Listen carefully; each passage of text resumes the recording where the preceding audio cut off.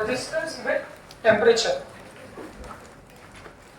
Dependence of resistance with temperature. Dependent of resistance with temperature.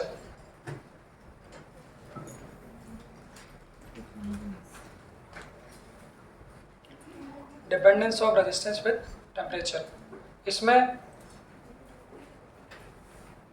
एक बार आप लोग ऊपर देख लीजिए, समझाता हूँ कॉन्सेप्ट क्या है। तो बच्चों, जैसा कि मैंने कहा था, इस चैप्टर में हम लोगों का सबसे पहला इंपॉर्टेंट पार्ट ही रेजिस्टेंस की बात करना है। सब लोग ऊपर देखें। तो जो कल तक के लेक्चर में जो हम लोगों ने बात करी थी वो यहाँ तक के, उससे हम लोगों ने क्या देखा, एक पॉइंट और रिवाइज करेंगे। वहां तक हम लोगों ने क्या देखा, रेजिस्टेंस डिपेंड करेगा, ये किस पे डिपेंड था, मटेरियल पे, ये लेंथ पे, और ये तो तीन फैक्टर के साथ चौथा फैक्टर क्या होगा भाई, लेंथ पे हो गया, फिजिकल डायमेंशन पे, एरिया पे हो गया, मटेरियल पे हो गया। जो रेजिस्टेंस का चौथा फैक्टर है जिस पे वो डिपेंडेंट होता है, वो चौथा फैक्टर होता है टेम्परेचर। अभी सुनना सिर्फ। और वो टेम्परेचर की डिपेंडेंस भी कैसी है, तो resistance of a conductor is directly proportional to temperature. इस पे एक नीट का थ्योरेटिकल क्वेश्चन भी अभी रिसेंट, शायद 3-4 साल पहले, वो क्वेश्चन कैसा है। तो यहाँ पर मैं दो शब्दों का नाम ले रहा हूँ। एक मैं कहूँगा कंडक्टर, जो आप लोग सुने हैं बचपन से, और दूसरा मैं कहूँगा सेमीकंडक्टर। सेमीकंडक्टर टॉपिक भी हमारे सिलेबस में है, मॉडर्न फिजिक्स में जाके पढ़ेंगे हम लोग। बट थोड़ा सा हम लोग अगर यहाँ पर एक शॉर्ट इंट्रोडक्शन लें, क्योंकि जो नीट का क्वेश्चन था वो कंडक्टर और सेमीकंडक्टर पे ही था। कैसा था, तो एक मैंने लिख दिया डायरेक्टली प्रोपोर्शनल और एक मैंने लिख दिया इनवर्सली। अब डायरेक्टली किसके लिए, सुनना। तो एक फॉर्मूला है हमारा कंडक्टर के लिए और दूसरा फॉर्मूला हमारा है सेमीकंडक्टर। तो उसमें क्या कहोगे, कंडक्टर मतलब, अब वहां पर कंडक्टर नाम थोड़ा देगा, कंडक्टर्स कौन होते हैं, केमिस्ट्री क्या बोलता है, एक अनुमान है। हाँ, मतलब कंडक्टर का मतलब तो वही है जो करंट को कंडक्ट करे। बट नॉर्मली केमिस्ट्री क्या कहता है कि सारे के सारे मेटल्स कैसे होते हैं, कंडक्टर होते हैं। और सेमीकंडक्टर के एग्जांपल आगे मैं बताऊंगा। नहीं लो, सेमीकंडक्टर के जो एक जनरल एग्जांपल होते हैं वो होते हैं सिलिकॉन और जर्मेनियम। कौन सी फैमिली में आते हैं ये, कार्बन के शायद नीचे वाले, है ना। अभी के लिए सेमीकंडक्टर पे तो बहुत सारी बात करनी, पूरा एक चैप्टर ही है। बट अभी के लिए जो आप लोग याद रखें वो सिर्फ इतना याद रखें कि सारे के सारे मेटल्स आपके कंडक्टर हैं, और सिलिकॉन, जर्मेनियम, और एक और ले सकते हो आर्सेनिक,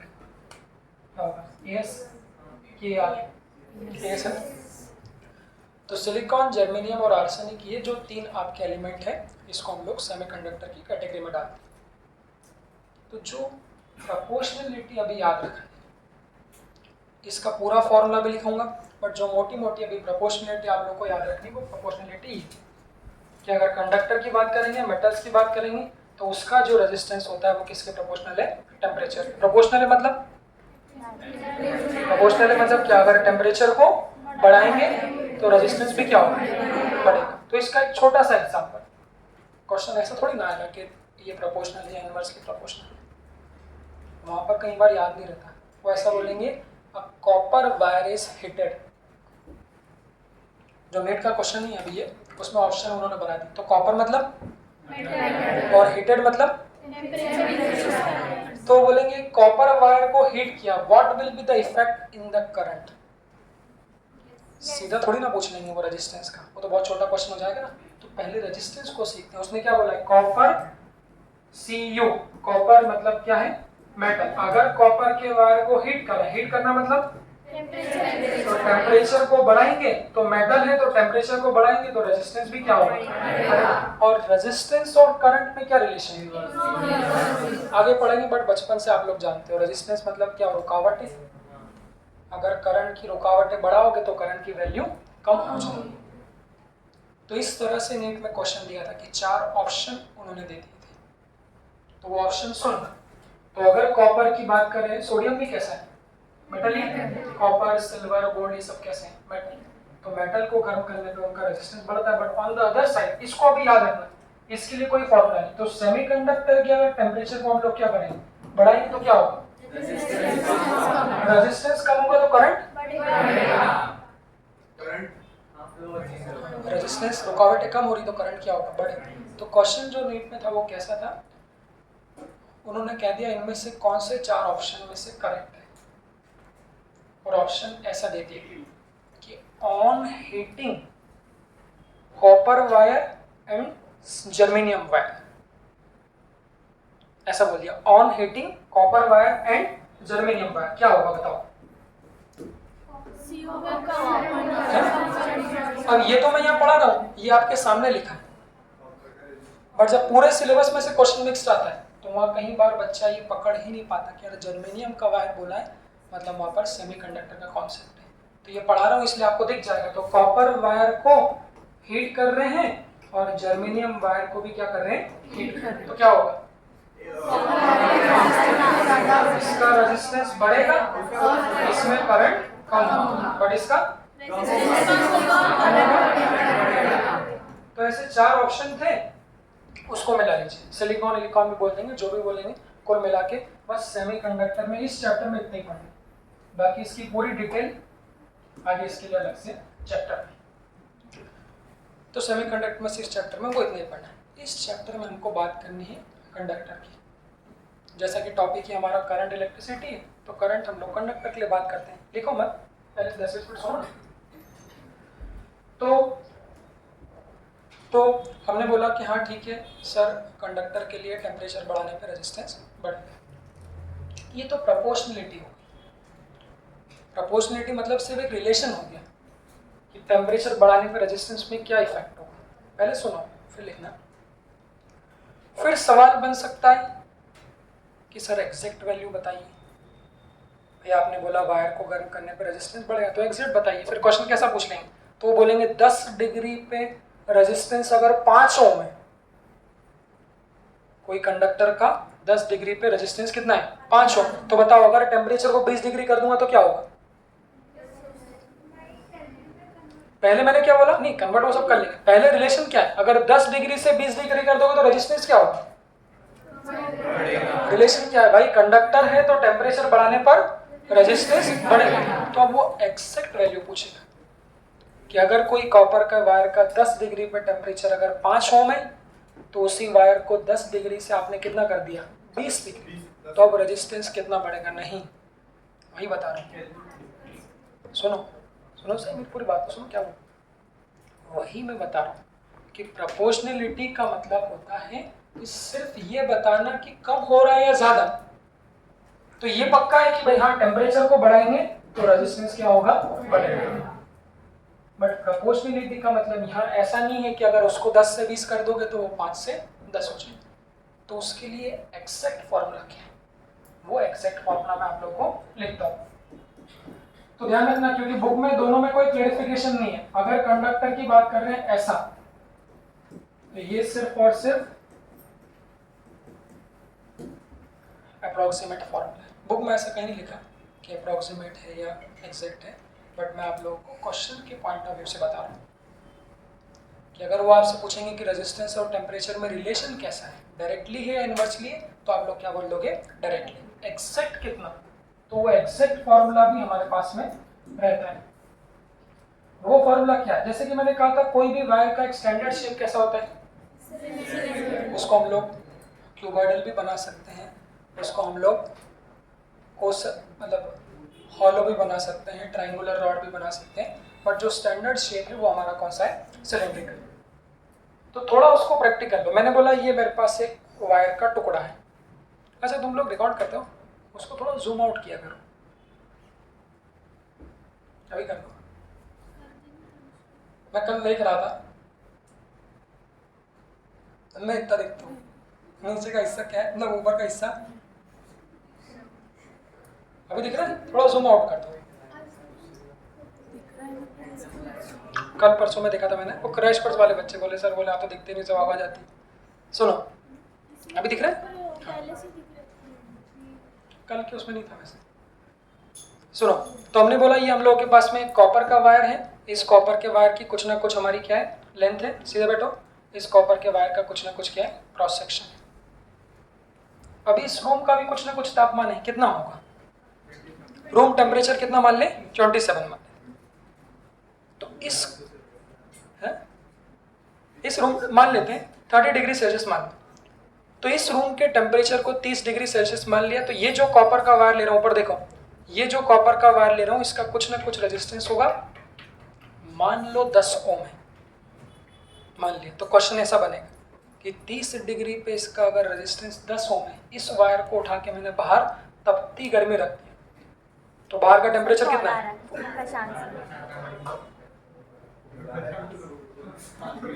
काट दो ना, बाद में उठाएंगे। अच्छा ऐसा है, हाँ। तो इसने बोला इस कॉपर के वायर को हम लोगों ने बाहर रख दिया, तो बाहर टेम्परेचर 45 डिग्री है, तो 45 डिग्री पे रेजिस्टेंस कितना होगा, उसका एग्जैक्ट सुनो, उसका एग्जैक्ट फॉर्मूला क्या होता है,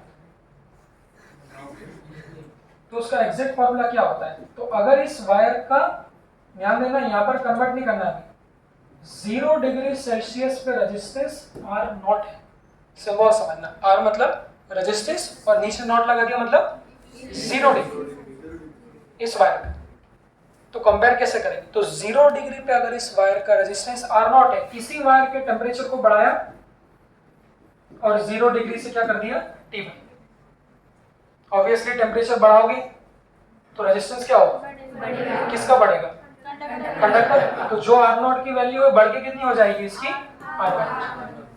तो जो फॉर्मूला दिया गया इसका कोई प्रूफ नहीं बुक में, तो किसी भी वायर का 0 डिग्री पे रेजिस्टेंस कितना है और किसी T1 डिग्री पे रेजिस्टेंस कितना है, उसका फॉर्मूला क्या होता है, वो फॉर्मूला आप लोग सीधे सीधे याद रखो, एक यूनिट में आगे और काम आएगा। तो उसको याद रखने का तरीका ऐसा है,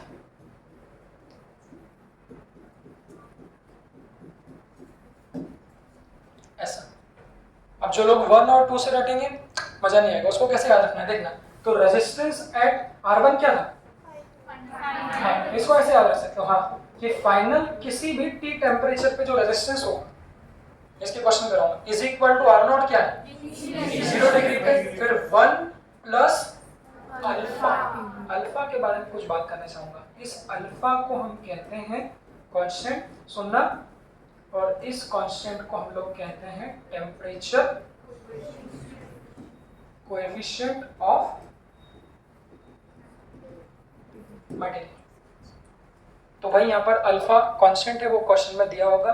और एक और, सीधे बैठो आप, सीधे हाथ नीचे रखो भाई। तो यहाँ पर अल्फा हमारा कांस्टेंट है, और एक और पॉइंट आता है कि जो अल्फा है वो मटेरियल पे डिपेंडेंट होगा। तो अब अगर मैं सोचूं कि मटेरियल पे डिपेंडेंट कौन है इस चैप्टर में, याद करो, और पूरे चैप्टर, तो ऐसे याद रखना। हाँ, एक तो देखो सर, रो है, कंडक्टिविटी है, हाँ, बाकी लोग ड्रिफ्ट वेलोसिटी में स्मॉल एन भी आए, वो भी मटेरियल पे डिपेंडेंट थी, और यहाँ पे एक और आ गया क्या, तो ऐसे कोई एक क्वांटिटी कहीं अगर पढ़ते हो तो उसके पीछे की 3-4 को रिवाइज कर लो, ताकि वो आप लोगों के दिमाग में परमानेंटली जम जाए। तो एक अल्फा एक कांस्टेंट है, जिसे हम लोग क्या कहते हैं, टेम्परेचर कोएफिशिएंट, जो किस पे डिपेंडेंट होता है, मटेरियल। अभी ऐसा क्यों आया कांस्टेंट, देखो, जैसे कि प्रैक्टिकल बात है, क्या आप लोग मेरी इस बात से सहमत है कि हर मटेरियल डिफरेंट तरह से हीट होता है। जैसे हम लोगों ने कंडक्टिविटी में भी पढ़ा था, जैसे लोहा है, कॉपर है, क्या दोनों सेम टाइम पे हीट होंगे, नहीं। कोई मटेरियल क्या होते हैं, जल्दी हीट हो जाते हैं, और कोई मटेरियल क्या होते हैं, धीरे धीरे हीट होते हैं, जो अपन वहां पढ़ते हैं, कहाँ पे, हीट और कंडक्शन।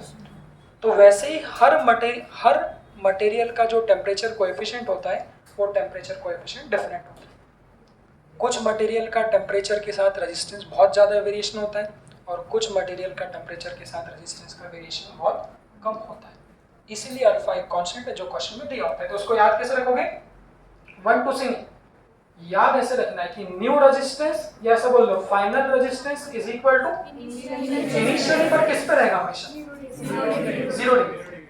इसको ऐसे याद रखना है। तो final resistance is equal to resistance at 0 degree 1 plus alpha और टी वो टेम्परेचर है जिस पे क्या करना है निकालना। अब इस फॉर्मूले में कॉन्ट्रडिक्शन है। बुक में कभी कभी कुछ बुक्स में 0 डिग्री ना लेते हुए दूसरे फॉर्मूले से भी वो आंसर ले आते हैं। ये पूरा फॉर्मूला ही कॉन्ट्रडिक्शन का है क्योंकि इसका कोई प्रूफ नहीं है। तो एक दो क्वेश्चन ऐसे हो सकते हैं जो कुछ बुक्स में फॉर्मूला ऐसा भी दिया है, कैसे जैसे ये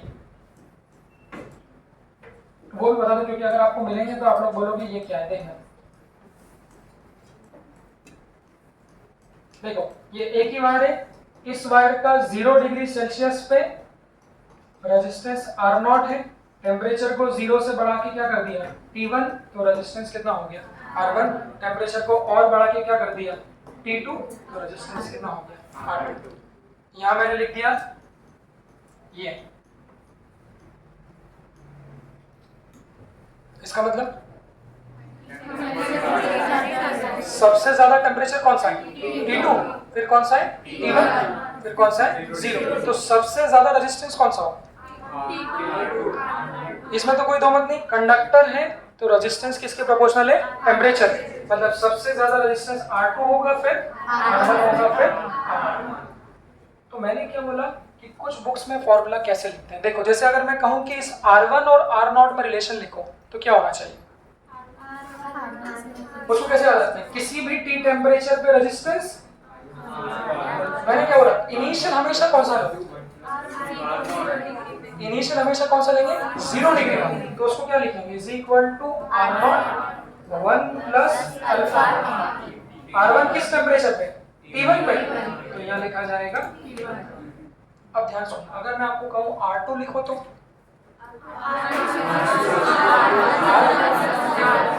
R1 की R0,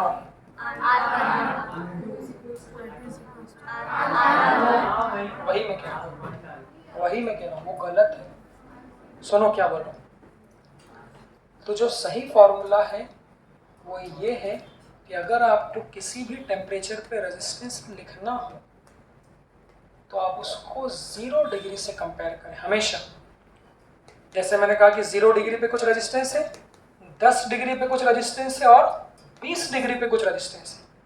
तो जब 10 डिग्री पे रेजिस्टेंस लिखना होगा तो कंपेयर किससे करेंगे 0 से, और 20 पे लिखना होगा तो कुछ बुक में ऐसी वो हरकत कर देते हैं। क्या हरकत करते हैं वो भी बता रहा हूँ, कभी कभी कोइंसिडेंटली आंसर उनका सही आ जाता है। बट मैं आपको क्या सजेस्ट करूंगा कि किसी भी टेम्परेचर पे लिखना हो तो 0 से कंपेयर करें। तो जब R1 पे लिखना है तो R0 से कंपेयर किया, ऐसे ही जब R2 पे लिखना है तो भी किससे कंपेयर करेंगे R0 से। तो यहाँ पे क्या लिखाएगा R0 1 प्लस और R2 किस टेम्परेचर पे T2, तो यहाँ लिख देंगे T2। ये ज्यादा सही फॉर्मूला है।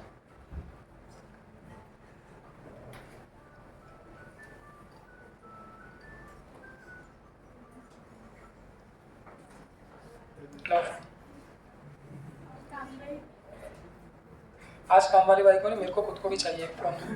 लाओ बेटा फोन दे दोबारा। कोई अच्छा फोन पकड़े यार, कोई महंगा तो मैं खुद रख लूं। दो बेटा।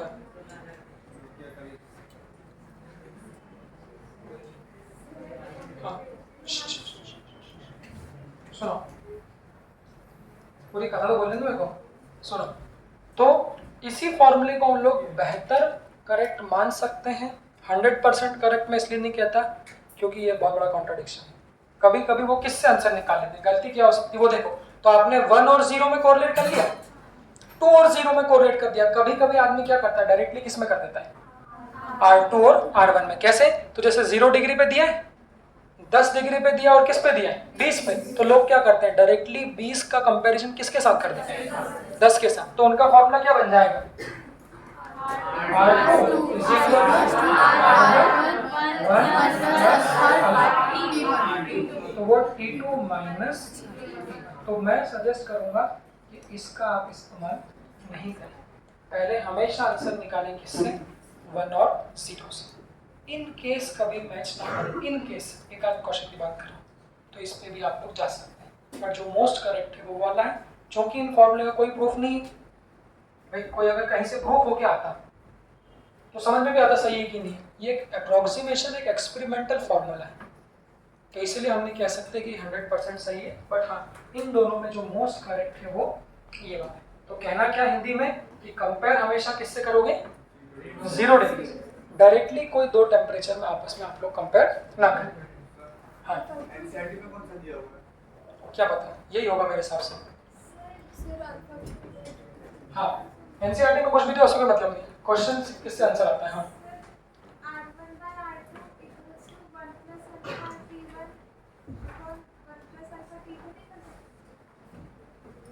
फिर से बोलना। हाँ वो कर सकते हैं ना, हाँ वो कर सकते हैं, और उससे वो R2 = R1 नहीं बनेगा, करके देखना, वो कर सकते हैं, वही करेंगे क्वेश्चन में अभी। हाँ कौन सा करेक्ट है, तो मैंने बताया इधर वाले को अपन यूज करेंगे, इसी से हमारे ज्यादातर आंसर आएंगे। अब इस पर क्वेश्चन कैसा बनेगा सुन लो आप लोग, फिर 11:15 से लिख लेना नोट्स सारे, 15-20 मिनट छोड़ दूंगा जल्दी, आधा घंटा तो आप लोग आराम से नोट्स लिखना, थोड़ा मेरे को जाना है। तो इसमें सुनो अभी से क्वेश्चन। हाँ अल्फा के लिए कुछ कोई क्या बोला था, अल्फा की कोई, हर मटेरियल के लिए अल्फा की वैल्यू डिफरेंट होती है, वो बुक्स में डायरेक्ट दी होती है, हम लोग को उन वैल्यूज को याद नहीं रखना, वो क्वेश्चन में दी। क्वेश्चन कैसा होगा देखो, इसके क्वेश्चन में कोई बहुत ज्यादा वेरिएशन नहीं है, सुनना।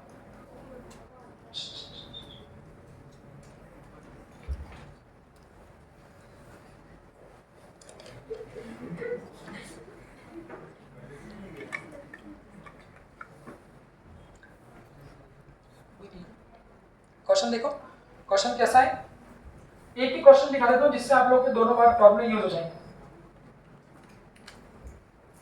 हाँ resistance of a copper wire, देखना नहीं ये देख लो, at 0 degree Celsius is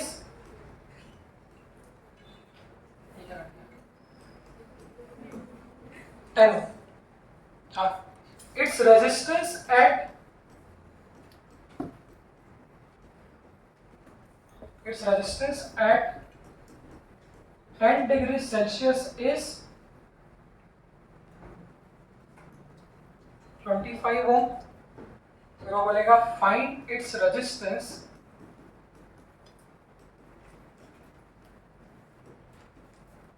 at 20 degree Celsius। बस से मैंने वैल्यू बनाई है, तो आप लोग उसको अपना दिल पे ना लें। अच्छा इस फॉर्मूले में एक चीज और लिखना, नॉर्मली थर्मोडायनेमिक्स के जितने भी फॉर्मूले थे उसमें टेम्परेचर किस में लेते हैं, लगभग सभी में थर्मोडायनेमिक्स के, बट इस फॉर्मूले में आपको यूनिट चेंज करने की जरूरत नहीं है। नहीं तो आप लोग क्या करोगे, 10 डिग्री सेल्सियस दिया तो वहां पर आप लोग कभी चेंज कर दो, तो इस फॉर्मूले में यूनिट चेंज करने की जरूरत नहीं है, तो no need to change the unit. अब यहाँ क्वेश्चन पढ़ो, लिखो मत, बाद में टाइम दूंगा आराम से, सिर्फ अभी 1 घंटा देखो। अब देखो नॉर्मल प्रोपोर्शनलिटी क्या दिख रही है, 0 डिग्री पर रेजिस्टेंस कितना है, 10 ओम। ऑब्वियसली 0 डिग्री से 10 डिग्री करेंगे तो क्या होगा, बढ़ना ही चाहिए, 10 से बढ़ के कितना हो गया 25, और 10 से अगर और 20 करूंगा तो और, मतलब आंसर अपना 25 से ज्यादा आना चाहिए। हालांकि मैंने मन से बनाया क्वेश्चन, वैल्यूज इधर उधर हो सकती है, बट अपन इसको कैसे करते हैं वो तरीका मैं आप लोग को बताता हूँ। तो जैसा कि मैंने कहा कि हम लोग हमेशा 0 डिग्री सेल्सियस से ही हमेशा क्या करेंगे, कंपेयर करेंगे। छोटा सा टॉपिक है,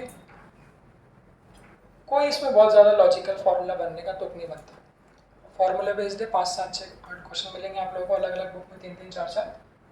एक क्वेश्चन में बता रहा हूँ आपको, सिर्फ वैल्यू रखनी, थोड़ा सा कैलकुलेशन अल्फा के टर्म्स में हो सकता है, तो हम लोग देख लेते हैं बस। तो वहाँ पे क्या दिया है, ऐसा बना दो हमेशा, एक बार देख लेना, बाकी आपकी 0 डिग्री पे कितना है 10 ओम, तो आर नॉट की वैल्यू कितनी है 10 ओम, और इसी को बढ़ा के कितना कर दिया 0 से 10 डिग्री सेल्सियस, तो R1 की वैल्यू कितनी हो गई 25। बस तो पहले लगा दें,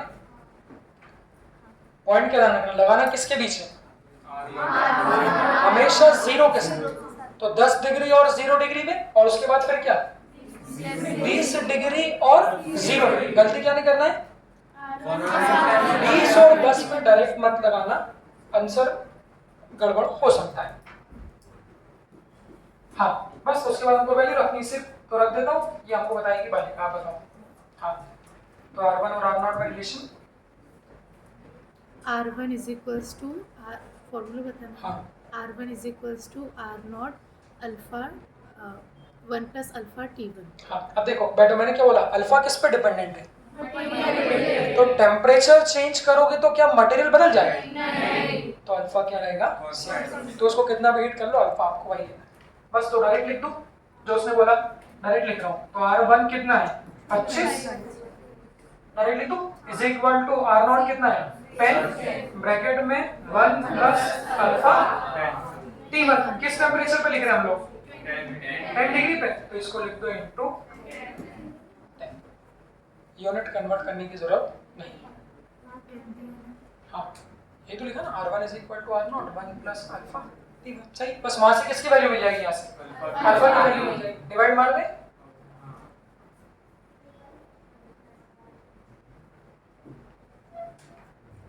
तो 1 प्लस ये क्या बन जाएगा? 10 अल्फा इज इक्वल टू, इसको डिवाइड मार दो नीचे, इसको नीचे मार दो तो कितना हो जाएगा हमारा? 2.5। तो 10 अल्फा बराबर कितना हो जाएगा? 2.5। बोलो भाई, करो कैलकुलेशन, इसको ले लो तो 1.5, तो अल्फा बराबर 1.5। हाँ भाई, तो अल्फा की वैल्यू कितनी आ जाएगी? 0.15। अच्छा एक चीज और पूछ सकते हैं, अल्फा की यूनिट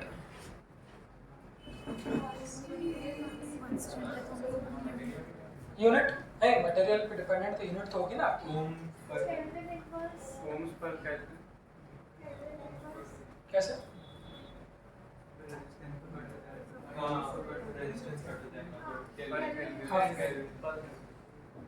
देख लो,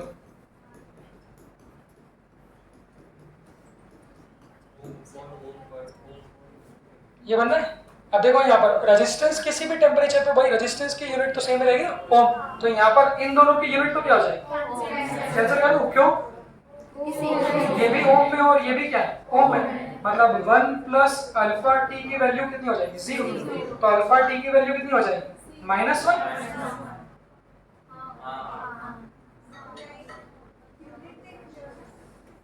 हाँ यूनिट तो लिख रहा हूँ, दो कटेगा ही वो, यूनिट तो लिख रहा हूँ। अब देखो या तो उसको पूरा यूनिट के फॉर्म में लिख लो, कैसे लिखोगे? इसको नीचे ले जाओ, बना लेता हूँ। इसको अगर नीचे ले जाऊंगा, ध्यान से देखना बनाना, तो क्या बनेगा? R1 अपॉन R0 बोलते चल इज इक्वल टू 1 प्लस, चलेगा? अब इस 1 को उधर ले जाओ तो क्या हो जाएगा? -1। तो कितना आ जाएगा?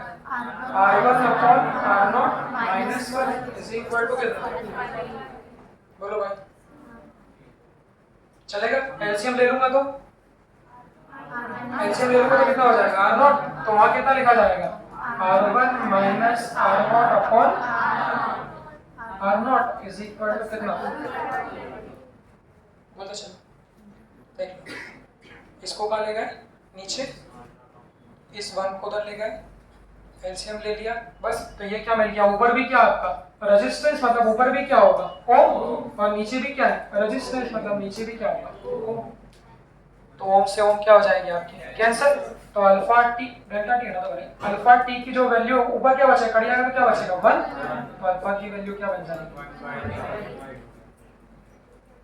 मतलब जो अल्फा की यूनिट है वो 1 अपॉन टेम्परेचर के बराबर होगी। अब टेम्परेचर की यूनिट क्या होती है? सिर्फ केल्विन ही होती है, डिग्री सेल्सियस भी हो सकता है और केल्विन भी हो सकता है। तो अल्फा की यूनिट यहाँ से क्या बननी चाहिए?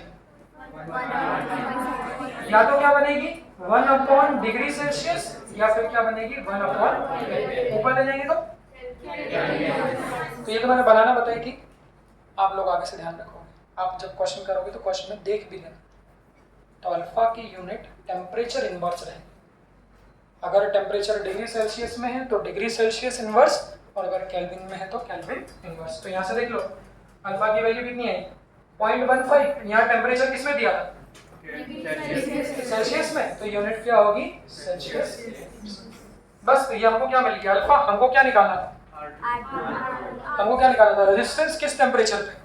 20 डिग्री सेल्सियस। बस फिर से लगा दो, यशस्वी बताओ। फिर से तो हमको निकालना है 20 डिग्री पे, मतलब हाँ बोलो 20 इज इक्वल टू, फॉर्मूला बोलो, मैं पहले तो रख दूंगा। R2 is equals to R naught 1 plus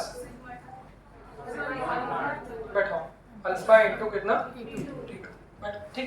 बस तो पहले R1 और R0 में लगा दिया, अब R2 और R0 में लगा दो, बस वैल्यू किसकी निकालनी है, R2 की, सबकी रख दूं, देखते चलना। इसकी कहा दिया है 0 डिग्री पे कितना है 10, ब्रैकेट में 1 प्लस अल्फा मिल गया कितना 0.15 और T2 कितना लो, चेंज करो तो कितना आ जाएगा इनटू, सही लिखा, तो ये कितना आ जाएगा 0.15 इंटू 20 तो कितना हो जाएगा 3 हो जाएगा। तो R2 की वैल्यू कितनी हो जाएगी भाई 10 इंटू 1 प्लस 3, 1 प्लस 3 कितना 4 इंटू 10, R2 की वैल्यू कितनी हो जाएगी 40 आ गया। ठीक है बेटा, देखो सही आंसर आ रहा है क्या। 0 डिग्री पे कितना था 0 डिग्री पे कितना था भाई 10 हो, 10 डिग्री पे कितना था 25 और 20 डिग्री पे कितना आ गया 40। तो ऐसा कोई डायरेक्टली प्रोपोर्शनल, मतलब ऐसा नहीं है कि जितना टेम्परेचर को बढ़ा रहे हो उतना ही आपका बढ़ रहा है, ऐसा हमेशा आए जरूरी नहीं। हो सकता है वैल्यू अल्फा के हिसाब से आ भी जाए या हो सकता है वैल्यू अल्फा के हिसाब से ना आए, बट हाँ एक चीज़ पक्की है, उसको रिवाइज करो, अगर कंडक्टर है तो टेम्परेचर बढ़ाने पे रेजिस्टेंस क्या होगा बढ़ेगा, और सेमीकंडक्टर है तो ये पक्की बात। कितना बढ़ेगा आपको वो निकालना है, तो सॉल्व कर लो। एक आप लोगों को काम दूंगा 2 और 1 में भी लगा के चेक करो,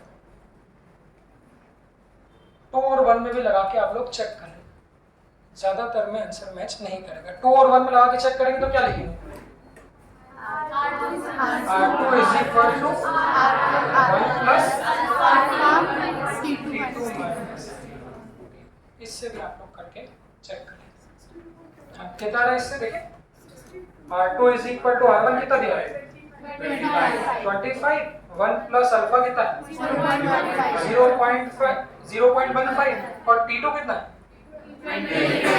0, फिर क्या था 10, फिर कितना था 20, तो 20 माइनस 10 करके देख लो तो कितना आएगा 25, 1 प्लस 0.15 इंटू कितना होगा 10।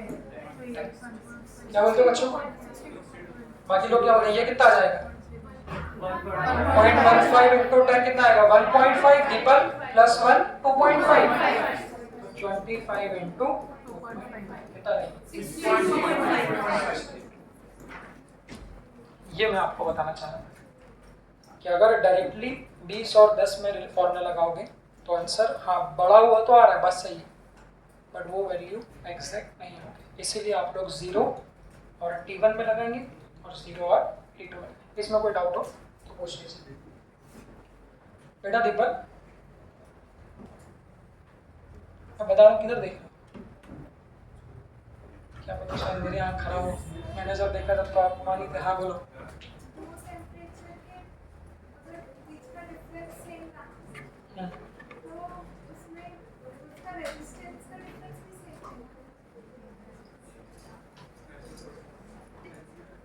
क्या बोल रहे हो?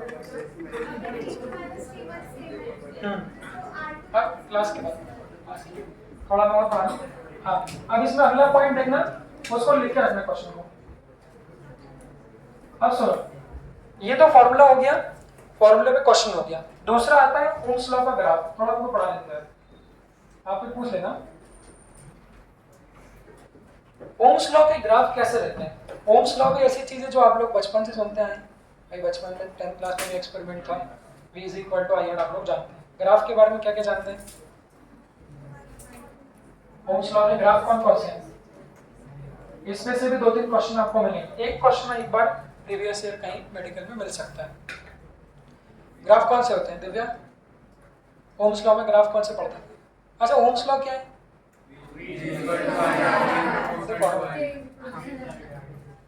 यहाँ से भी एक क्वेश्चन आता है, ओहमिक और नॉन ओहमिक डिवाइसेस। वो सुनो, सबसे पहले ये बंद क्यों कर दिया, ये भी सुन लो, कहीं एनसीईआरटी में लिख के रखते होंगे। चालू मैं आज यहाँ से करता हूँ, देखना। डिवाइस, डिवाइस से क्या संबंध है मेरा, देखो। तो डिवाइस से मेरा संबंध है भाई कोई सा भी डिवाइस, जैसे इसे तो कौन हो रहा है, जैसे कोई भी डिवाइस है, इलेक्ट्रॉनिक डिवाइस, पंखा बोल लो, एसी बोल लो। ऑब्वियसली वो कब चलेगा, जब उसको हम लोग क्या देंगे, वोल्टेज देंगे।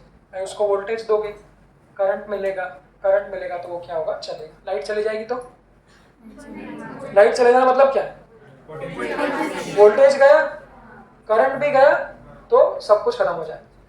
तो यहाँ से खास तौर पे जैसे स्कूल फेवरेट, बट वो स्कूल फेवरेट पे से कुछ थ्योरेटिकल क्वेश्चन वो बनाते हैं। उसमें से वो है कि ओहमिक डिवाइस और नॉन ओहमिक डिवाइस। हमने समझा डिवाइस वो जो इलेक्ट्रिसिटी करंट पे काम करे। तो नाम से ही समझ में आ रहा है ओहमिक डिवाइस कौन होंगे, नाम से जो ओम्स लॉ को फॉलो करे। ठीक है, आप बचपन से पढ़ते हैं Ohm's law, V is equal to I मतलब क्या है, हाँ, कौन डायरेक्टली प्रोपोर्शनल है, करंट। तो किसी भी डिवाइस से फ्लो होने वाला जो करंट है वो किसके प्रोपोर्शनल है, वोल्टेज के। इसका मतलब जैसे जैसे उस डिवाइस से वोल्टेज बढ़ाओगे करंट भी बढ़ेगा। अगर ऐसा होता है, अगर करंट वोल्टेज के प्रोपोर्शनल होता है, तब उन डिवाइसेस को हम लोग कहते हैं Ohm's law. These are the devices which are following the Ohm's law. तो ओमिक डिवाइस कौन होंगे, जो किसको फॉलो करेंगे,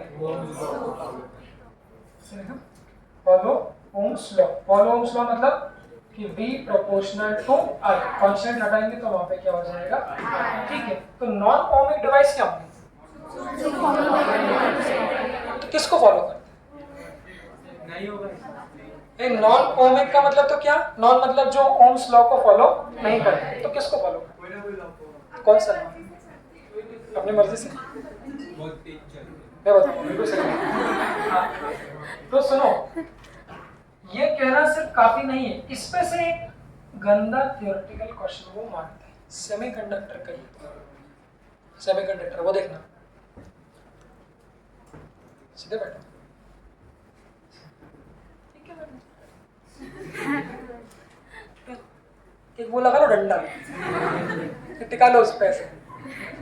मुझे तो ये समझ नहीं आता कि ऐसे क्यों बैठते हो आप लोग, तुम भी। ये कितना अच्छे से बैठे, ये भी ऐसे बैठे हैं। इन लड़कियों को देखो कितने बढ़िया बैठे हैं लोग, भाई तुम लोग ऐसे, और तुम भी सीधे बैठे। 80-90 डिग्री का रोटेशन पूरा दे देता हूँ, ऐसा ऐसा सीधे बैठा हुआ भी।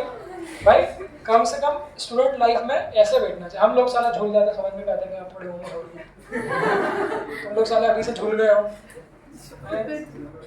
सीधे बैठो, जमता नहीं हो। तो ऐसा लगता है जैसे कोई मैं पिक्चर दिखा रही हूँ, कोई नाच रही हूँ मैं यहाँ पे,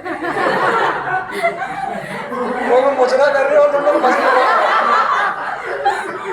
और ये तरीका क्या होता है, तो आ जाओ के तरीके से कि उधर से हवा चल रही है, इधर से वो डिवाइस होते हैं जो ओम्स लॉ को फॉलो नहीं करते। किसको करते हैं, ये बड़ा गंदा नाम है। सुनो, ये इंजीनियरिंग में हम लोगों का था, कुछ सेमीकंडक्टर वाले टॉपिक में एक आध नाम लिख देते हैं, और आजकल नीट में ऐसा भी करने लग गए। कल मैं देख रहा था, पहले की देखो 2-3 साल पहले की नीट अलग थी, आजकल ऐसा होने लग गया कि जैसे जब से कोचिंग वालों ने टाइप ऑफ क्वेश्चन बढ़ा दिए, जैसे एलन आकाश के मॉडल में उन्होंने बहुत सारी चीज़ दे दिया, बहुत सारे एक्स्ट्रा। अब जब से फिर सिंगेज उतर गए, डीसी पांडे आ गए, तो ये बुक्स कोई मेडिकल की नहीं, डीसी पांडे खुद राइटर जी का है। तो अब इन्होंने क्या किया कि नीट के टाइप ऑफ क्वेश्चन को बढ़ा दिया। तो अब क्या हो गया कि भारी भारी आदमी क्वेश्चन करने लग गया, जैसे आप अंतरिक्षण में कर रहे हैं, एनएलएम में आप टाइप भारी क्वेश्चन है, ऐसे कभी किसी एग्जाम से नहीं पूछे। तो अब नीट वाले आजकल ऐसी हरकत करने लग गए, वो थ्योरेटिकल सब्जेक्टिव पूछने लग जाते हैं, कुछ एनसीईआरटी बेस्ड पूछते हैं। तो वहाँ पर सबसे पहले निपटता है वो बच्चा जिसने बहुत ज़्यादा मेहनत करी है कोचिंग के हिसाब से।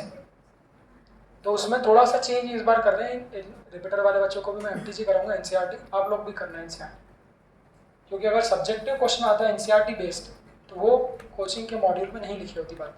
थोड़ा सा आप लोग के पास समय है तो आप लोग इसको करना चाहिए, छोटी छोटी पॉइंट याद रखना। जैसे इस पे से एक सब्जेक्टिव क्वेश्चन कि नॉन ओमिक डिवाइस तो वो है जो ओम्स लॉ को फॉलो नहीं कर, सबको पता है, तो वो फॉलो करते हैं स्क्वायर लॉ डिवाइस को। अभी स्क्वायर लॉ डिवाइस क्या होता है देखो, ध्यान से देखना। तो V प्रोपोर्शनल टू I तो ओम्स लॉ, बट अगर कहीं V proportional to I square है, दोनों में छोटा सा फर्क है। देखो यहाँ पर भी अगर करंट को बढ़ाओगे तो वोल्टेज बढ़ेगा, यहाँ पर भी करंट को बढ़ाओगे तो क्या होगा, वोल्टेज बढ़ेगा, बट यहाँ करंट का क्या है, स्क्वायर है।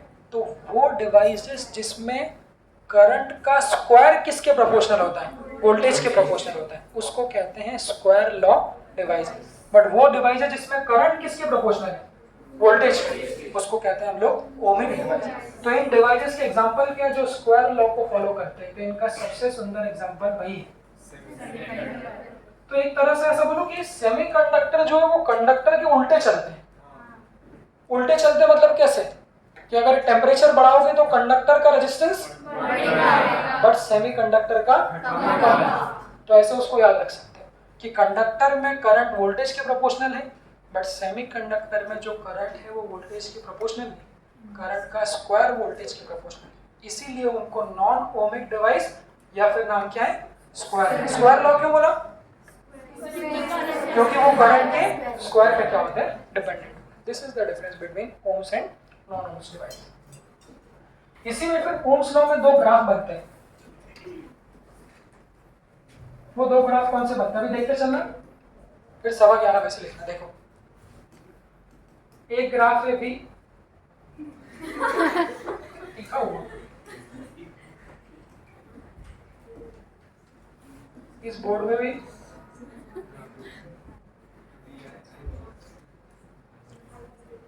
चलो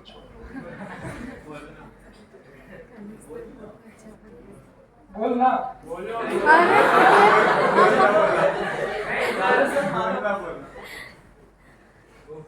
मेरा जवाब तो भाई शब्दों से आता है।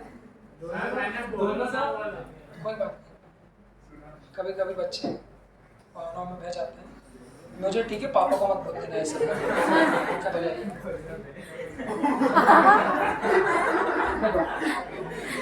अगर नहीं, अच्छा बच्चा, अगर ग्राफ, दो ग्राफ है, अगर वोल्टेज और करंट के बीच ग्राफ बनाया जाए या फिर करंट और वोल्टेज के बीच ग्राफ बना जाए, उबेद पानी पिलो।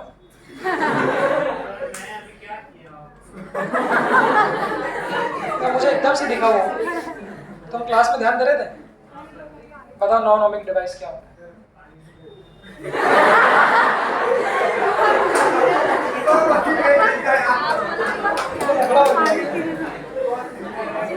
अच्छा लगा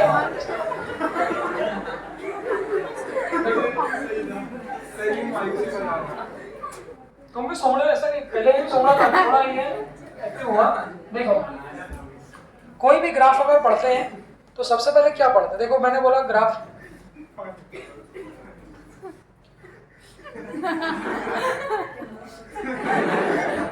कोई भी ग्राफ पढ़ते हैं तो सबसे पहले हम लोगों को वही दो बात याद आती है इसके सोने के अलावा, कि उसका या तो स्लोप निकालेंगे या फिर एरिया। देखना यशस्वी बता देंगे 2 मिनट में। यशस्वी स्लोप क्या होता है, और क्या होता है, और क्या होता है, और क्या होता है, इतने होता है ना। हाँ बैठो, तो बोला एरिया क्या, एरिया वो जो फिगर होगा उसका एरिया निकालना पड़ेगा। गंदी बातें करते हो क्लास में।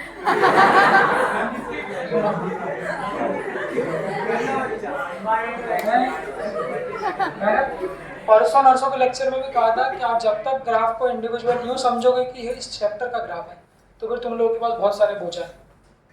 अब अभी भी मान सकते तो मान लो भाई, कोई भी ग्राफ का निकालते कैसे भाई, यही तो उसने बताया था कि स्लोप किसके बराबर होगा, y/x, तो ग्राफ का एरिया किसके बराबर होगा, अभी तो पता चलेगा भाई कितने ग्राफ है, VI, IB, QT, IT, FT, PT, PV, PT, VT, कितने ग्राफ है, किसका स्लोप क्या देगा, किसका एरिया क्या देगा, ये कैसे पता चलेगा, स्टैंडर्ड।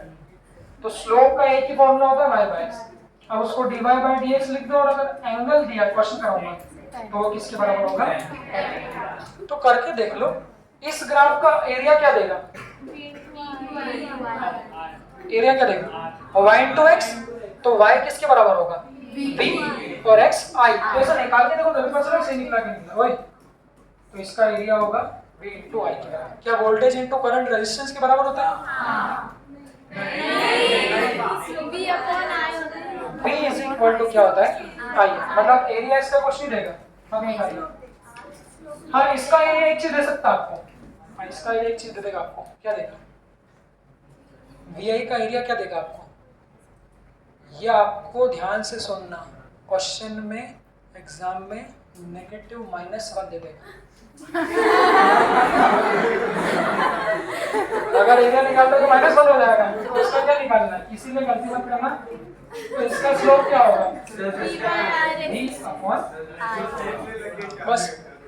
तो v is equal to I R, v is equal to I R, तो v बाय आई क्या होगा? r के बराबर।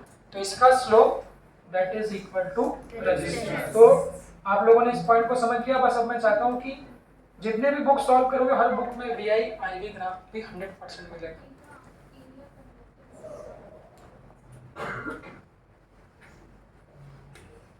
वो भी नहीं करके देखना, नहीं देखो देखो। तो वी आई ग्राफ का जो स्लोप होगा वो रेजिस्टेंस के बराबर होगा। ठीक है, तो रितु और रितु रितु इस ग्राफ का स्लोप क्या होगा?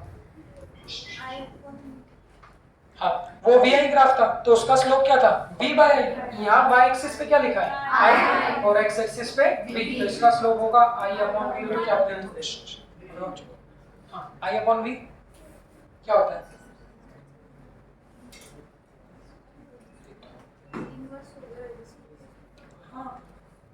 वोल्टेज अपॉन करंट क्या होता है भाई?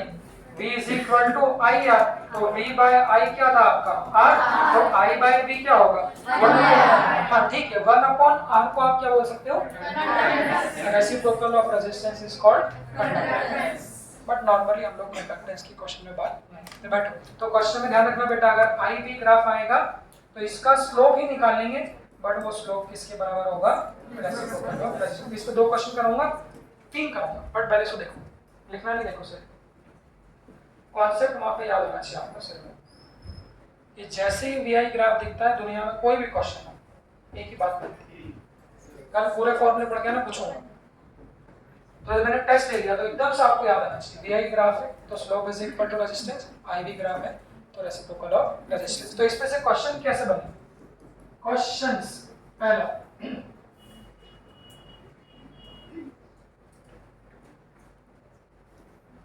ऐसा बनता है ना,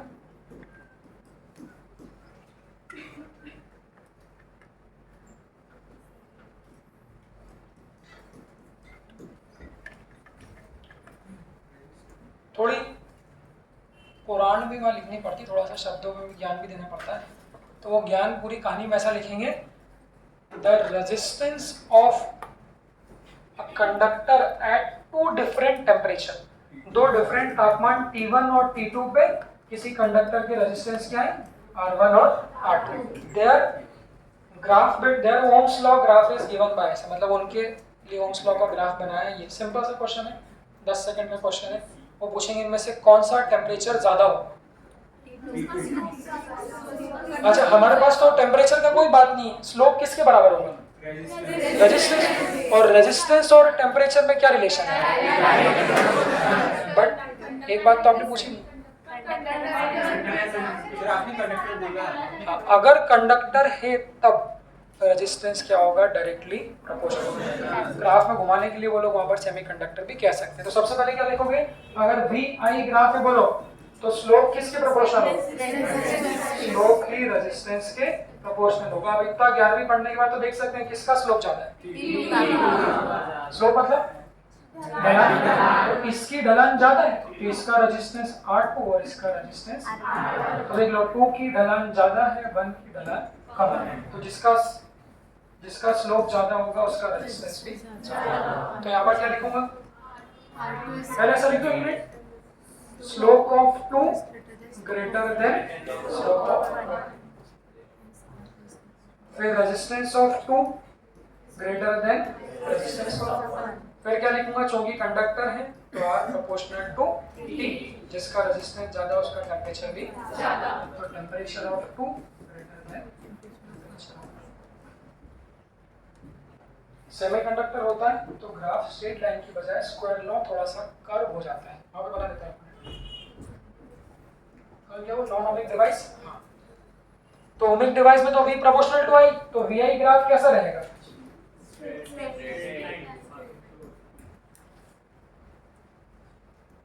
ऐसा होगा। तो स्ट्रेट लाइन ही ग्राफ, ओम्स लॉ में जो स्ट्रेट लाइन का ग्राफ है वो स्ट्रेट लाइन ही बता रहा है कि वो ओम्स लॉ को फॉलो करता है। बट हमने बोला नॉन ओमिक डिवाइस, जिसको क्या बोल रहे हैं, स्क्वायर लॉ, तो इसका VI ग्राफ कैसा बनता है, हम ऐसा बना भी सकते हैं। जो 11 में सीखते हैं, जो लोग 11 में नहीं सीखे भाई देख लेना, अगर 1 की पावर 1 हो, कल ही क्वेश्चन आया था मोमेंट ऑफ इनर्शिया, अगर 1 की पावर क्या हो 1 और दूसरे की पावर कितनी हो 2, तो ग्राफ कैसा बनता है,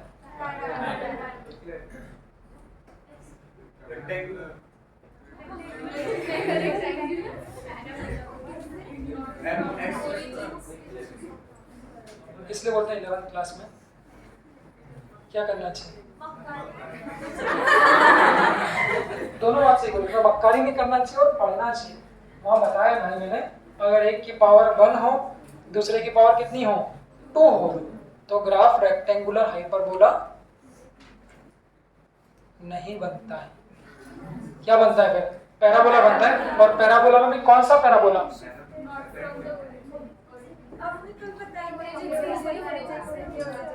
तुम लोग ऐसे जवाब दोगे ना तो ये लोग क्या बोलेंगे कि सर अच्छा हमने नहीं पढ़ा। तुम्हारे एग्जांपल देखे तो बोला था कि देखो पढ़ना चाहिए, तुम लोग भी वही बात कर रहे हो, तो भाई भी मत पढ़ो, अच्छा क्या मतलब देखा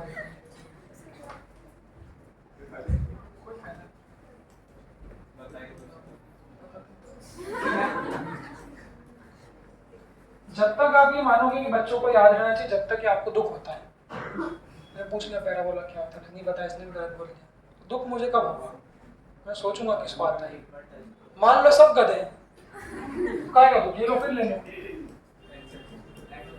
हाँ, किसका स्क्वायर भाई, अब कल जो क्वेश्चन था वो क्या था, शिफ्टेड पैराबोला।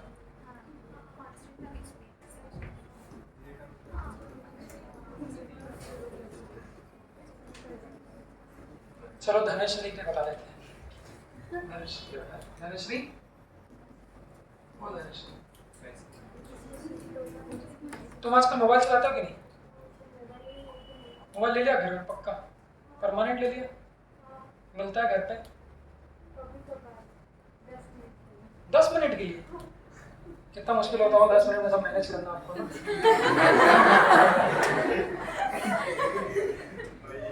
नहीं मम्मी ने, उसकी मम्मी सही लगी मेरे को यार, कट्टर। इसकी मम्मी से आज से मैंने कम से कम 3-4 महीने पहले बात करी थी इसकी मम्मी को। इसकी मम्मी इसको परेशान थी थोड़ा मोबाइल को लेके, मैंने बोला उसको मोबाइल लो, तो इसकी मम्मी को मान गया, मतलब अगर क्यों ले लिया, सही में भी क्या, सही नंबर करवा दे। देखो भाई शिफ्टेड कब बनेगा, रेक्टेंगुलर हाइपरबोला कब बनेगा, सुन लो। जान नहीं इसका नाम क्या है, देखो देखो भाई, दोनों की पावर 1 देती है, सीधी सड़क, सड़क सीधी, एक की पावर 1 और दूसरे की पावर क्या 2, तो पैराबोला। पैराबोला मतलब छतरी, जो घर पे जो लगी रहती है, उसमें भी किसका तरफ क्या बताते हैं, जिसका स्क्वायर होता है ना, तो x का स्क्वायर है तो छतरी कैसी रखाएगी, ऐसी। क्या पता ऐसा लग रहा होगा बहुत से लोगों को पहली बार देख रहे होते। अदिति पहली बार देख रहे हो, कौन सी बात है, देखना ही नहीं है बेटा, सिर्फ अंदर ले लो, तो ये x का स्क्वायर है। अब सुनो इधर, तुम इधर कैसे देख रहे, एक की पावर 1 है बेटा और दूसरी की पावर 2 है, समझा नहीं कौन सा ग्राफ आएगा,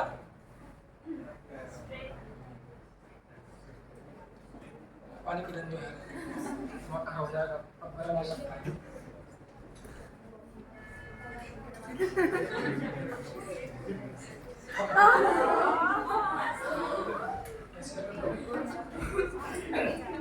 कौन सा आएगा? मेरे पास पानी था। चलो चेंज द टॉपिक। चार में रोटी बताओ।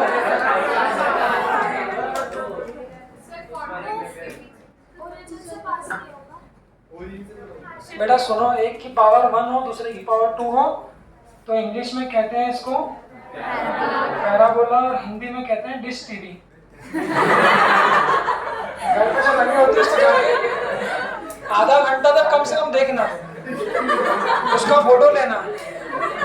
वो कुछ ऐसी दिखती है, ऐसी होती है ना, वही शेप को पैराबोला कहते हैं भाई। तो आप और क्या बोलो हिंदी में, एक की पावर 1 दूसरे की पावर 2 तो पैराबोला। इसमें भी देखो, अगर ऐसा था तो बना लो भाई, पूरी इतनी मेहनत करके पढ़ के जाओगे, कभी एक आध पैराबोला का क्वेश्चन आ गया तुम लोग डुबाओगे। कल उसमें आई गया था। तो देखो अब यहाँ y की पावर 2 और x की पावर 1, तो अभी भी पैराबोला ही रहेगा बट y की तरफ।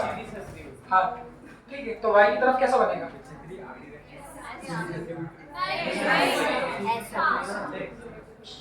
ज्यादा मत, बस इतना काफी रहेगा। तो आपको सिर्फ डिसाइड करना रहेगा कौन सा वाला कर्व आता है। और जो लोग हाइपरबोला चिल्ला रहे हैं, देखते हैं हाइपरबोला कब आता है?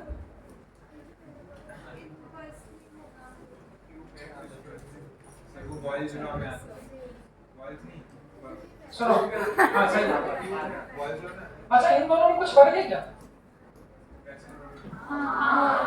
उसको क्या बोलते हैं? Directly proportional. डायरेक्टली में भी दोनों की पावर कैसी है? 1 और एक की पावर अगर 1 है, सुनो बेटा, और दूसरे की पावर भी 1 है, बट किस में है? इनवर्सली।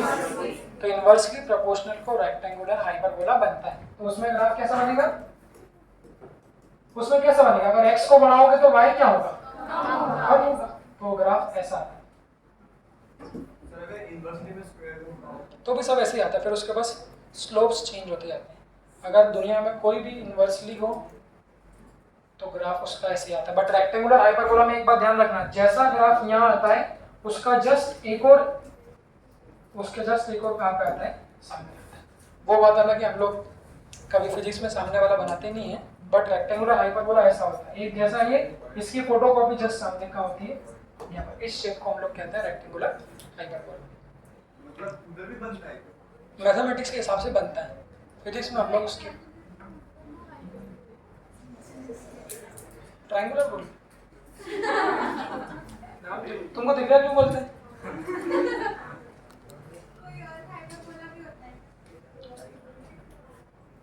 तुम मैथ्स के स्टूडेंट हो? प्रियंका और मुझसे आगे पूछना, प्रियंका और मैथ्स पढ़ाते हैं।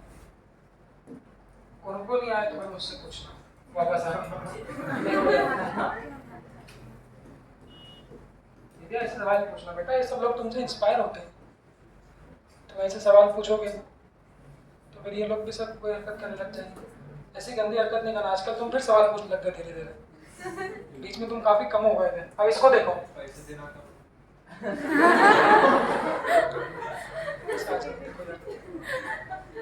ऐसे सुनो, अब एक की पावर 1 है और दूसरे की पावर 2 है। अब इन दोनों में क्या फर्क है? हाँ भाई ऐसे ध्यान रखना, एक की पावर 1 और दूसरे की पावर 2, तो शेप कैसा आएगा? पैराबोला। अब अगर यहाँ x 0 रखूंगा तो यहाँ पे y भी कितना हो जाएगा? 0। तो वो पैराबोला चालू कहाँ से होगा? ओरिजिन से। बट आप लोग खुद इतना मैथ्स तो जानते हो, अगर यहाँ x 0 रखोगे, लड़कों कुछ काम की बातें कर रहा हूँ शायद भाई, देख लो इधर, अगर यहाँ x की वैल्यू 0 रखूंगा तो y की वैल्यू कितनी होगी? a होगी। मतलब चालू कहाँ से होगा? a से होगा। किसका स्क्वायर? x का। तो ऐसा कब होता है? जब दोनों 0 होते हैं। बट अभी ये a से चालू हो रहा है तो सब कुछ सेम है, इसको पकड़ के ऊपर उठा दो तो वो शेप कैसा बन जाएगा? ऐसा। और यहाँ से कैसा? ऐसा। तो इसको कहते हैं, ये कल क्वेश्चन जो आया था वो था, तो इसको कहते हैं शिफ्टेड पैराबोला और इसको भी कहते हैं पैराबोला, बट ये पैराबोला कहाँ से स्टार्ट हो रहा है? ओरिजिन से। मैंने बोला था पढ़ाते समय भी कि पूरे फिजिक्स में एक या दो ही क्वेश्चन ऐसे हैं जहाँ पर शिफ्टेड पैराबोला दिया हुआ है, और एल्स पैराबोलिक शेप तो बहुत सारी जगह होता है। अब उम्मीद करता हूँ आगे से कभी कहीं आएगा तो आप लोग ध्यान रखोगे, देख लो उसको। बस इसके अलावा कोई ग्राफ यूज नहीं होते। Straight line, parabola, shifted parabola, और एक और कौन सा है? हाइपरबोला। तो इतनी सब बात करी क्यों नहीं, भूल ही गया। ये सब बात क्यों कर रहे थे? इसके लिए ये जो नॉन ओमिक डिवाइस जिसको हम लोग स्क्वायर लॉ डिवाइस बोलते हैं, उनके लिए V और I ग्राफ कैसा होगा? किसकी तरफ? बोलो बाकी बच्चों, V किसके प्रोपोर्शनल है? I का स्क्वायर। तो जिसका स्क्वायर होगा ग्राफ क्या होगा? उसकी तरफ होगा। तो ऐसा बनेगा? नहीं। किसका बनेगा? I की तरफ। तो वो जो ग्राफ होगा वो ठीक। चलिए बस लास्ट कराए तो हाँ, इसको एक बार देख लो। एक क्वेश्चन इसमें कराए तो फिर ये टॉपिक खत्म हो जाएगा। फटाफट देख लो इसको। ये सही है सबको? तो VI ग्राफ मिलेगा तो VI ग्राफ का क्या निकालेंगे? स्लोप निकालेंगे। स्लोप किसके बराबर होगा? रेजिस्टेंस के बराबर होगा। जिसका स्लोप ज्यादा होगा रेजिस्टेंस ज्यादा होगा, जिसका रेजिस्टेंस ज्यादा होगा। इसमें एक लास्ट क्वेश्चन बनता है एंगल के फॉर्म में। ये ठीक क्वेश्चन है, इसके बाद ही खत्म हो जाएगा। अब अगर मैंने ग्राफ बनाया ऐसा, सुनो, ये क्वेश्चन कहाँ मिला था? वन डायमेंशन मोशन, शायद DC पांडे में चेक पॉइंट में शायद दूसरा या तीसरा क्वेश्चन था ऐसा कुछ एंगल के साथ। अब अगर ऐसा बना दिया तो ध्यान से देखना, अच्छा क्वेश्चन है। रिवाइज कैसे करें? स्लोप किसके बराबर होता है? बोलो। किसी भी ग्राफ का या तो y/x या फिर अब सुनो, tan थीटा यूज कब करते हैं? अब इसको बनाने से एक क्वेश्चन आपका 1D का भी हो जाएगा खत्म कि tan थीटा, स्लोप को tan थीटा के बराबर कब लिखेंगे? जब थीटा दिया हो, और जब थीटा नहीं दिया होगा तो y/x के बराबर लिखेंगे। एक और बात जानने लगे कि ये थीटा किसके साथ एंगल होता है? अब जो बच्चे 11th में नहीं ध्यान है, सुनो ये सारे पॉइंट आपके लिए बता रहा हूँ बेटा, ध्यान रखना। तो ये जो एंगल होता है थीटा, ये एंगल हमेशा मार्क करना, ये एंगल हमेशा किसके साथ होता है? अगर क्वेश्चन में x के साथ नहीं दिया हो तो वहां पर आप लोगों को x के साथ बनाना पड़ेगा। कैसे बना? देखो, तो सेम क्वेश्चन है। तो दो टेम्परेचर T1 T2 पर रेजिस्टेंस है R1 R2, और उनका VI ग्राफ की जगह क्या दे दिया? IV graph. चलो पॉइंट रिवाइज करो। सबसे पहले IV ग्राफ से क्या मिलेगा? Slope is equal to inverse of resistance. ठीक है, और क्या चेंज दिख रहा है क्वेश्चन में? 1 वाले R1 का तो एंगल किससे दिया है? X से दिया, बट R2 का किससे दिया? Y से। तो बताओ बच्चों, अगर ये R2 वाला Y से थीटा एंगल बना रहा है बोलते चलना, तो इसका X से एंगल कितना होगा? ये प्रॉपर्टी सबको आती है, तो दोनों को हम लोगों ने X से निकाल लिया। यहाँ लिख रहा हूँ, तो 2 वाले का X एक्सिस से एंगल कितना है? कोई समस्या नहीं, आप सिर्फ दोनों का स्लोप लिखते हो। तो ध्यान से इत्मीनान से देखना, तो एक 1D का क्वेश्चन हो जाएगा। तो पहले वाले का स्लोप कितना होगा?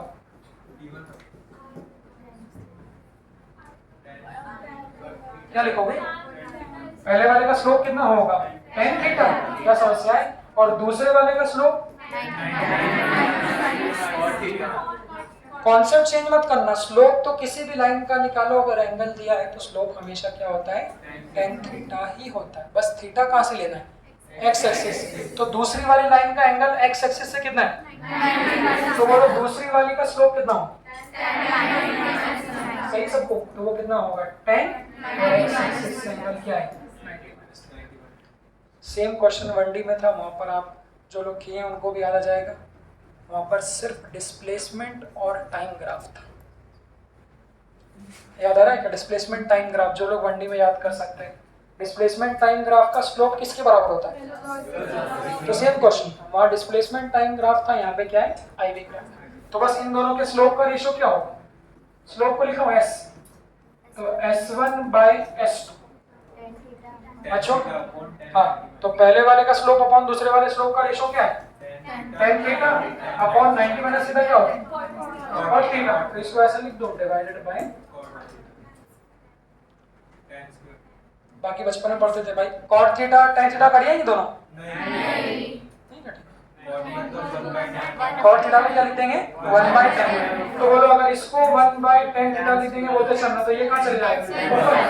तो दोनों के स्लोप का रेशियो कितना हो जाएगा? थीटा। चलो लास्ट लाइन बोल दो अब, आईवी ग्राफ का स्लोप किसके बराबर हो?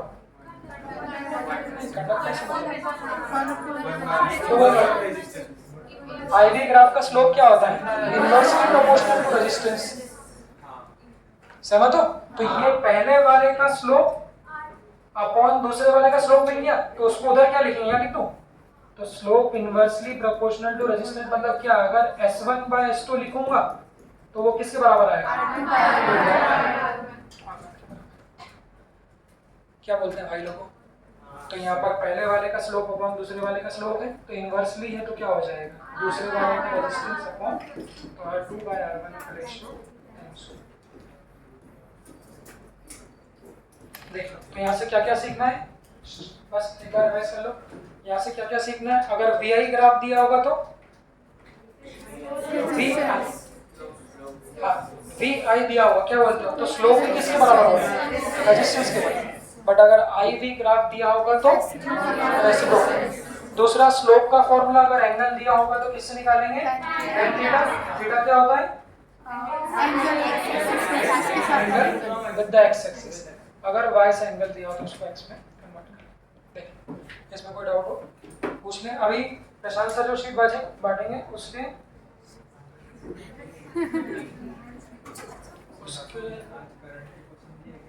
नहीं, आज के मैंने करंट के क्वेश्चन इसलिए नहीं दिए थे, तो शीट देंगे तो उसमें से टिक कराऊंगा, मैं चाहता हूँ उसको भी कर लो। तो डेली टेस्ट में भी 3-4 आते जाइए ना। हाँ, आज तो डेली टेस्ट इसका है, टॉर्क और एंगुलर मोमेंटम का। कल डेली टेस्ट अपना पूरा करंट इलेक्ट्रिसिटी का है। जिसको अगर रोटेशन अच्छे से नहीं आता तो वो उसमें सर एक बचा है ना पार्ट। हाँ ठीक है, कल का डेली टेस्ट का टॉपिक कोड अपना करंट। हाँ आज कौन सा डे? हाँ सुन लो, इस संडे का टॉपिक अपना सुनो ना, सुनो सिर्फ 12th का टॉपिक का टेस्ट नहीं लूंगा कभी भी, पुराना एक टॉपिक तो 11th का रखेंगे ही। और ऐसा मेरा खुद का विजन नहीं है, आप किसी भी बड़ी कोचिंग में जाओगे 11th का टॉपिक आता है 12th। कारण भी ये उसके बहाने थोड़ा आप लोग पढ़ोगे। हाँ उसके क्वेश्चन की संख्या कम कर दें। हाँ सुनो सही मेरी बात, तो ये कर सकते हैं कि 45 क्वेश्चन का है तो सिर्फ 10 क्वेश्चन डाल दिए पुराने।